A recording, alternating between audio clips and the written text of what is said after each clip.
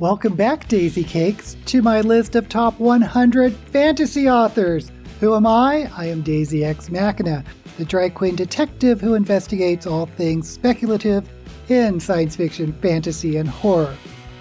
I've curated a list of 100 fantasy authors, from children's authors to adult authors, from vintage to contemporary.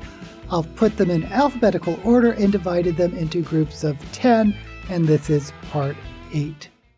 We are starting with one of the classic authors of the fantasy genre, Patricia A. McKillip. McKillip was born in 1948 and died in 2022 at the age of 74. She has been nominated or won many awards, including the Hugo, Nebula, Locus, and a ton of Mythopoeic awards.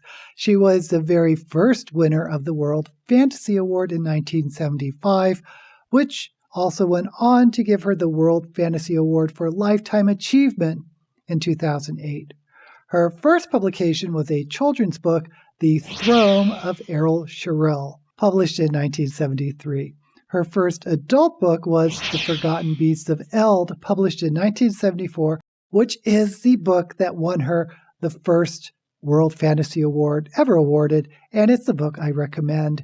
This is an amazing literary, sometimes melancholy, sometimes joyous story about Sybil, the daughter of a mighty wizard who is tasked to watch over a menagerie of magical mythic creatures.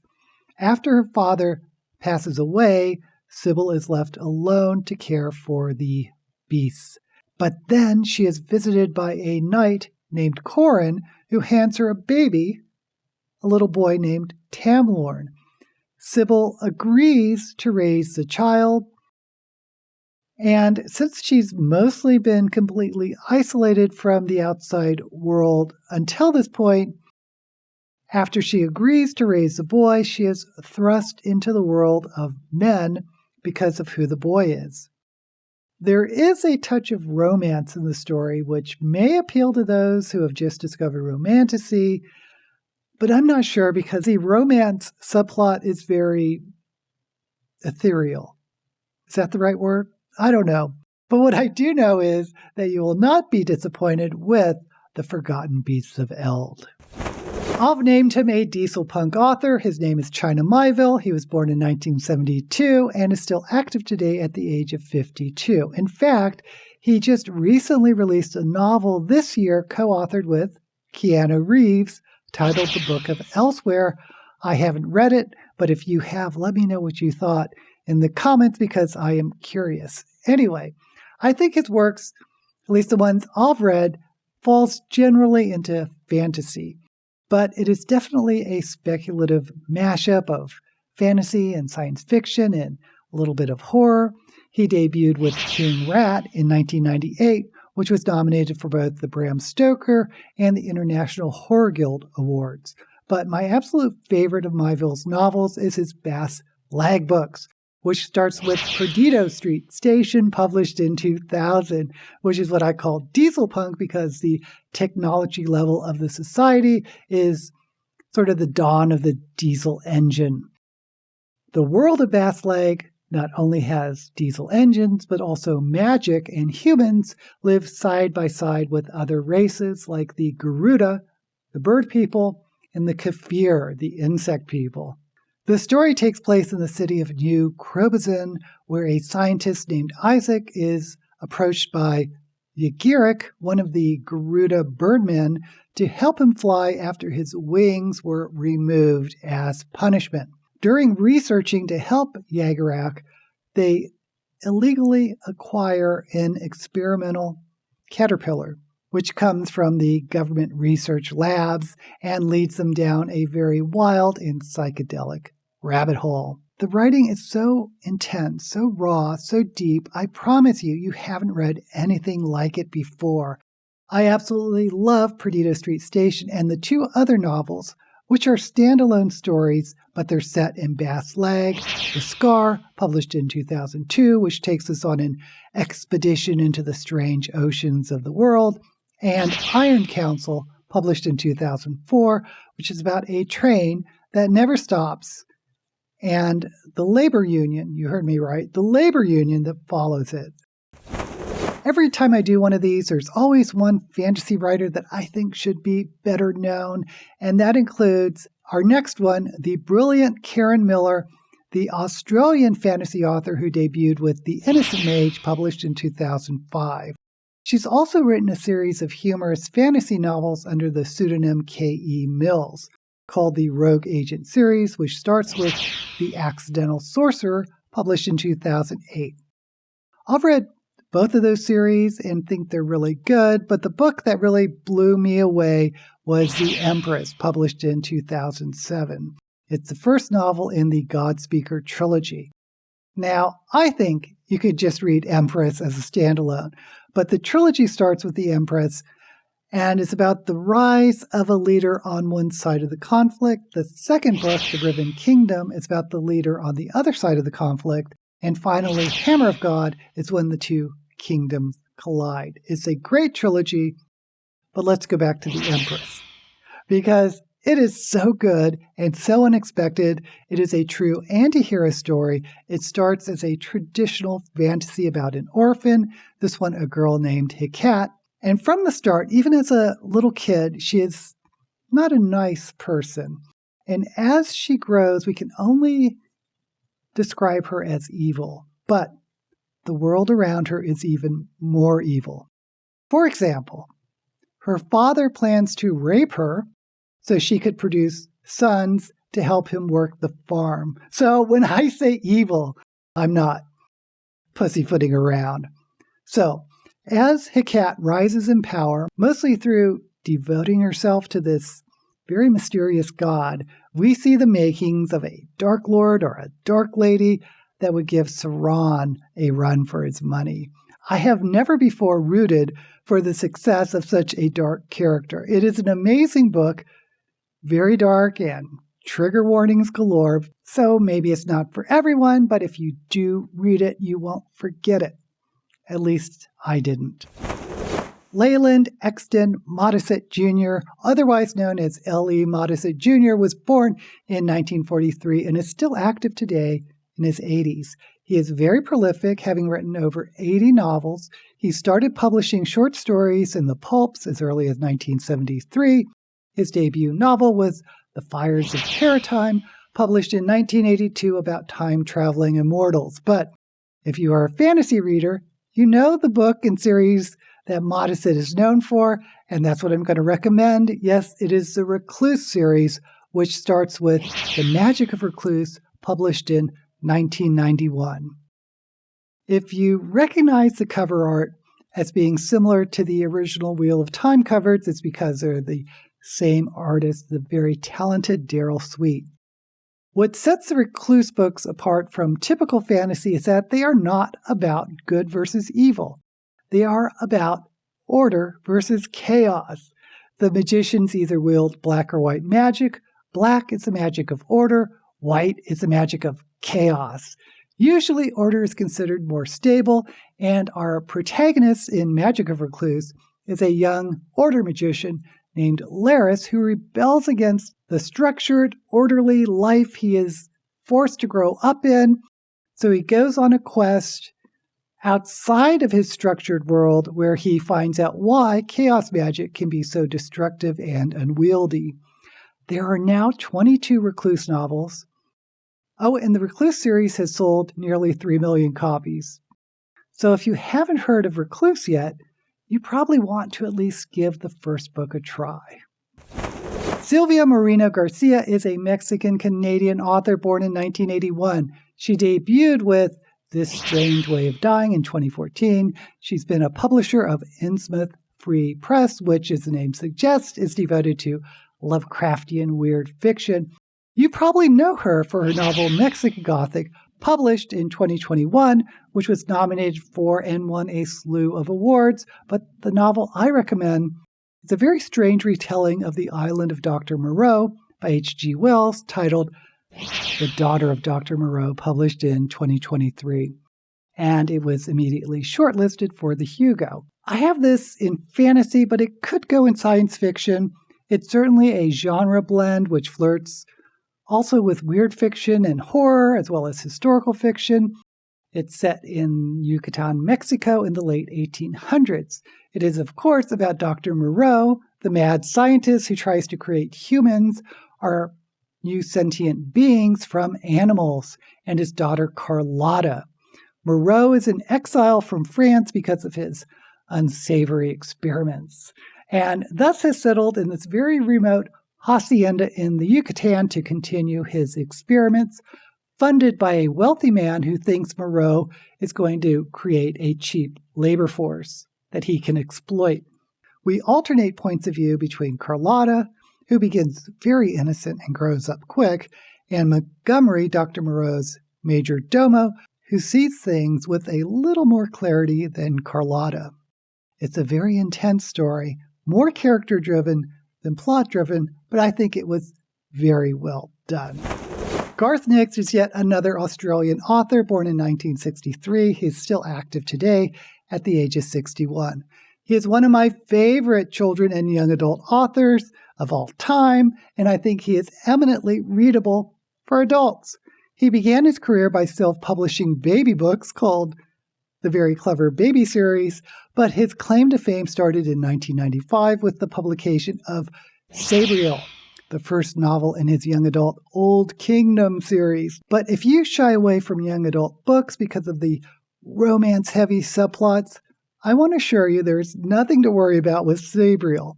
This is good old-fashioned escapist fantasy.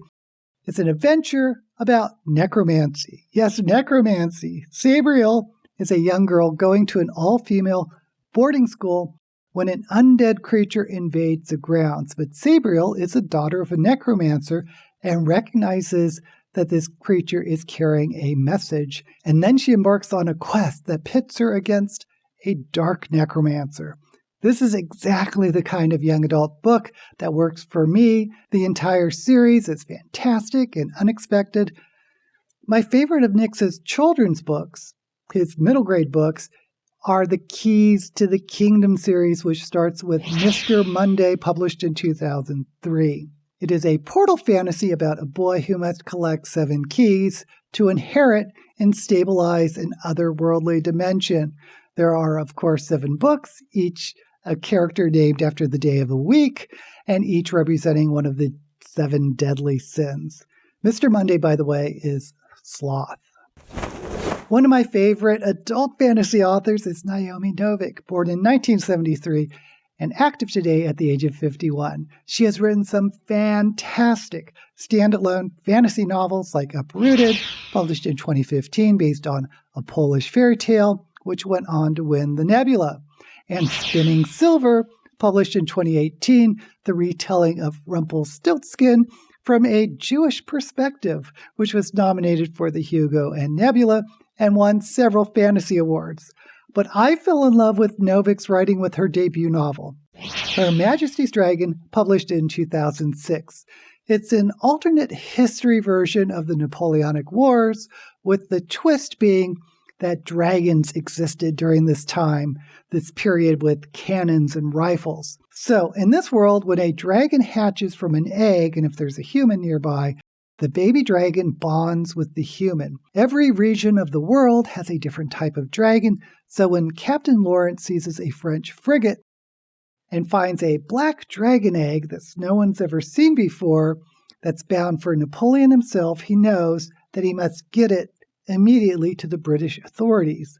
Unfortunately, the egg hatches and the baby dragon bonds with Captain Lawrence and sets him on a very different course than he was imagining his life to go. Because now he is responsible for what could be one of the most powerful dragons in Britain's aerial draconic fleet. I am telling you, the voice of the writing is so clever and funny, I dare you not to fall in love with Captain Lawrence and his dragon, Temeraire. Although the first book was written as a standalone, Novik went on to write 9 novels in the series. After the first 3, to be honest, I think they get a little repetitive, but I still read them all, and the conclusion, the final book, League of Dragons, published in 2016, brings the series to, I think, a very satisfactory conclusion. I love the story of how Christopher Paolini became a writer. He was born in 1983 and is still active today at 40. He started writing the book that would make him famous when he was 15 years old. 15! The book is, of course, the young adult novel Aragon, which was finally self-published in 2002 when Christopher Paolini was 18.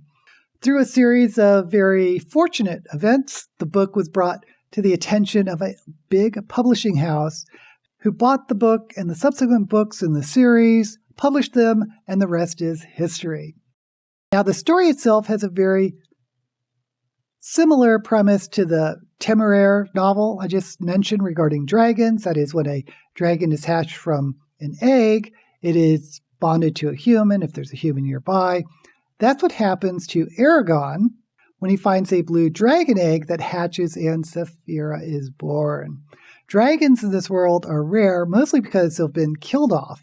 Dragon riders used to be protectors of the kingdom until the tyrant king Galbatrox comes to power and kills them off. Now, yes, the story is derivative of other fantasy novels. We see elves and dwarves, etc.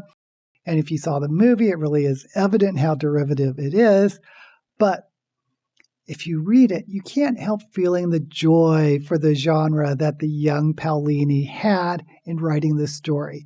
And he's gone on to publish adult science fiction, which has been well received, especially the novel To Sleep in a Sea of Stars, published in 2020.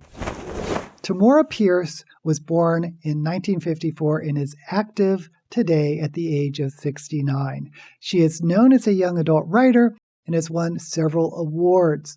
Now, what I think is fascinating is that Pierce never meant to write for young adults. In the late 70s, she wrote a 732-page epic fantasy for adults called Song of the Lioness, but she could not sell it. No one would pick it up. Finally, she got an agent who suggested maybe this would be better off as a young adult series. So she chopped it up into 4 parts, got rid of the more mature adult scenes, and thus her career as a young adult author was born with the publication of her debut novel, Alana, the first adventure, published in 1983. The story is so much fun, and it's so young adult. It's about twins, a brother and sister. The sister's named Alana, and her brother is named Tom. Now, the traditional fantasy kingdom they live in is a bit sexist, where boys can be recruited or drafted as knights. That's what happens to Tom, who is a pacifist and wants to study magic. Well, his sister has no problem with violence. Alana wants to be a knight, even though she has a magic power as a healer. So they switch places. Alana disguises herself as a boy and calls herself Alan and goes to be trained as a knight, while Tom goes off to magic school. Alana has to keep her identity secret, which also means keeping her power as a healer secret. But then plague sweeps the kingdom. The setup is so perfect for a great young adult story, and there's not really much romance in it for those who care. I highly recommend the Lioness series by Tamora Pierce. We are ending with one of the greatest names in fantasy ever, Terry Pratchett. Pratchett was born in 1948 and died in 2015 at the age of 66 after a very public struggle with early onset Alzheimer's. Pratchett debuted with The Dark Side of the Sun, a science fiction novel published in 1976, but like me, you probably know him for the Discworld novels, which started with The Color of Magic, published in 1983. These are satirical, supremely funny novels with that very dry humor you can only seem to find among British authors. The fantasy novels are set in Discworld, the supremely improbable, flat world that rests on the back of 4 elephants who ride upon the shell of an enormous turtle that swims through the universe. The Color of Magic introduces us to the largest city on Discworld called Ankh-Morpork.